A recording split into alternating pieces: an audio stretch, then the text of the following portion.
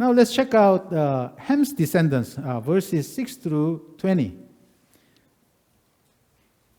Among the descendants of Ham, the representative is Nimrod, who established a kingdom, government system for the first time in the world history. He was a mighty warrior, great warrior on the earth. What a great title it was. A great warrior on the earth. Maybe great warrior in the United States of America. That's really cool already.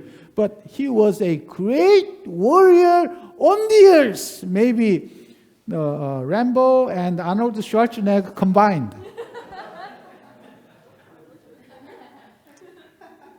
He was a mighty hunter, excellent in hunting. Probably he solved the many serious problems caused by wild animals in those days, and thereby earned great fame and trust. Even there was a saying, like a Nimrod, a mighty hunter before the Lord. If anyone was strong, that person was compared to Nimrod, and all great people's dream was to be like him. He was great. Thus, with many people following him, with loyalty and obedience, he built his own kingdom. The first centers of his kingdom were Babylon, Erech, Akkad, and Calneh in Shinar. Shinar was the very place where people rebelled against God by building a city and the Tower of Babel, the very symbol of systematic and nationwide, society-wide rebellion against God. When people could not communicate with each other any longer, they left Shinar, looking for a proper place to settle. But Nimrod and his followers remained in Shinar, establishing the first empire in human history, showing that most likely he was the very ringleader in building the Tower of Babel. Thus, the beginning of Babylonian rebellion against God, which will end in the last days, as we see in Revelation chapters 17 and 18. Nimrod occupied Babylon, Erech, Akkad, and Calneh in Shinar, and expanded his kingdom to Nineveh in Assyria.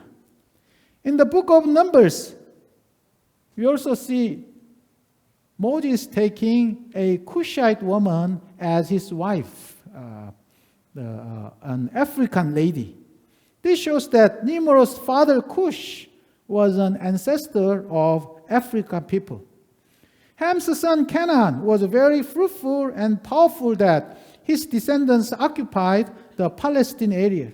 Thus, we see that Ham's descendants occupied the Middle East and spread from there to the south, occupying Egypt and Africa. Many people think that Ham was cursed by Noah, but actually Ham was not cursed. He did what was wrong, but Noah did not curse him, but one of his sons, Canaan. Why did Noah do so? I don't know, but that's what he did. And God honored his words. And maybe as a result, the Canaanites later were destroyed by Joshua and the Israel army during the conquest. And those who survived became the slaves to the Israel people. Thus, Noah's curse on Canaan was fulfilled. Also, verse 14 shows that shows us the origin of the Philistines. Philistines play an important role in the history of Israel.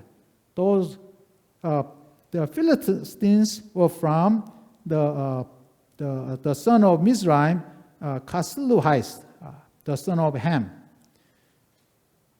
When you think about Nimrod staying in Shinar while all others left that place, we can see that Ham's descendants were most popular and powerful among all Noah's children. It seemed that God blessed Ham's descendants greatly also. Let's check out Ham's descendants. From Shinar there, from Shinar here he built his empire. Nimrod built his empire and the Akkad, and then into Assyria, Iran. So this way he spread all the way. And then the Canaanites occupied this whole area. And then the Cushite coming to this area, Africa. So Egypt and Africa this way. So that's Ham's descendants.